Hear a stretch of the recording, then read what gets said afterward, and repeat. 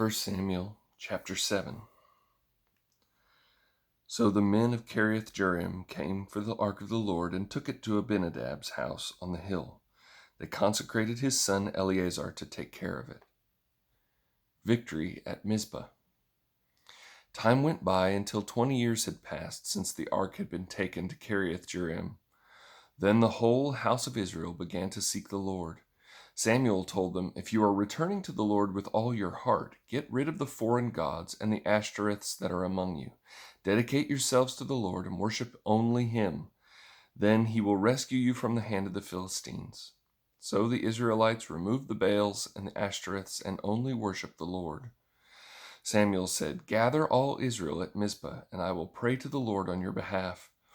When they gathered at Mizpah, they drew water and poured it out in the Lord's presence. They fasted that day, and there they confessed, "We have sinned against the Lord."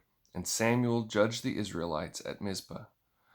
When the Philistines heard that the Israelites had gathered at Mizpah, their rulers marched up toward Israel. When the Israelites heard about it, they were afraid because of the Philistines. The Israelites said to Samuel, "Don't stop crying out to the Lord our God for us, so that he will save us from the hand of the Philistines." Then Samuel took a young lamb and offered it as a whole burnt offering to the Lord. He cried out to the Lord on behalf of Israel, and the Lord answered him. Samuel was offering the burnt offering as the Philistines drew near to fight against Israel. The Lord thundered loudly against the Philistines that day and threw them into such confusion that they fled before Israel. Then the men of Israel charged out of Mizpah and pursued the Philistines, striking them down all the way to a place below Beth-kar.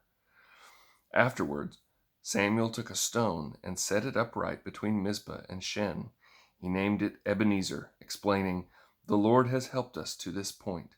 So the Philistines were subdued and did not invade Israel's territory again. The Lord's hand was against the Philistines all of Samuel's life. The cities from Ekron to Gath, which they had taken from Israel, were restored. Israel even rescued their surrounding territories from Philistine control. There was also peace between Israel and the Amorites. Samuel judged Israel throughout his life. Every year he would go on a circuit to Bethel, Gilgal, and Mizpah, and would judge Israel at all these locations. Then he would return to Ramah because his home was there. He judged Israel there, and he built an altar to the Lord there.